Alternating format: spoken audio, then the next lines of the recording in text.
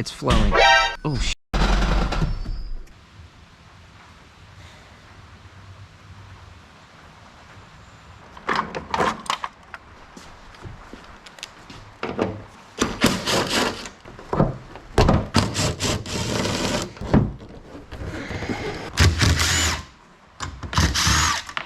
My OBD2 scanner here, and I'm gonna do a video on this thing, so don't worry. Honestly, I think for the price that I paid, which is next to nothing, it is definitely worth having. What I'm gonna do is clear the codes that I do have using the car scanner app, which I found to be absolutely awesome, even in its free version, but I paid for the upgrade, which is like $6. I mean, even all in is like under $40. Can't beat that. Power the car on to make a connection. And I'll go over this, like I said, in another video eventually. Put the car into maintenance mode. Let me just shut the key off and back on for a second. Okay, so you want it to be on, but not started. Accelerator 2 times fully, neutral 2 times fully, park 2 times fully. And there we go, maintenance mode. So this should let me at least start the car and hopefully let it idle for a little bit. And then I'm gonna go out and see if I'm smoking. Probably throw some more codes, but I want to monitor the coolant temperature for as long as it is running, and then go out there and see if it's flowing. Oh, shit, that sounded bad. What the heck was that?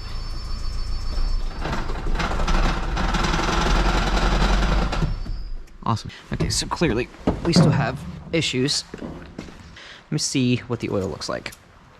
If it's milky, then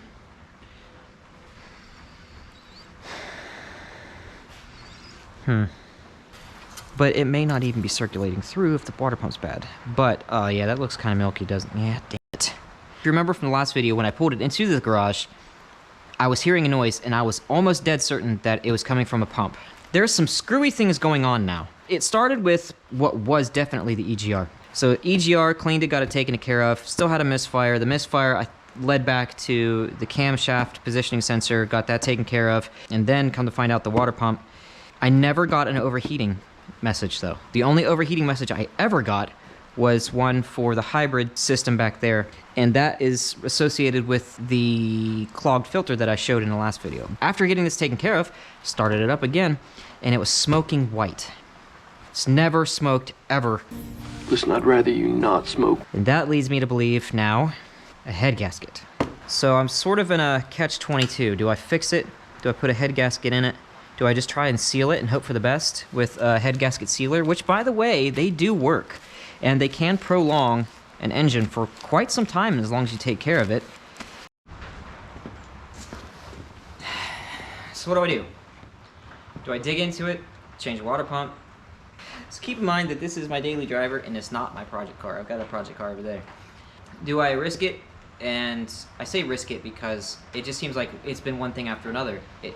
One thing happened, I didn't drive it beyond just trying to figure out like what actually was going on. As soon as it's happened, the car was parked. I ended up putting it on a scanner and figuring out that a couple things were wrong, fixed those things, that's fine, and then it just kind of snowballed. It just seems to like not end. Most likely a blown head gasket. Was it a blown head gasket to begin with? No, I don't think so, because I checked the oil. I checked for that very specific thing. Maybe it was. It's never smoked, period. But now, I fired it up after clearing all the codes. Smoked white. A lot of white. A lot.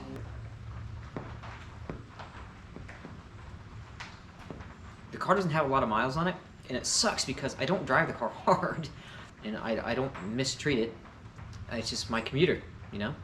Now what do I do? That is the big question. I don't know. What do you think? Anyway, I'll see you in the next one. Have a better day. That looks okay. So I don't know. I was getting a code about the circuitry in it.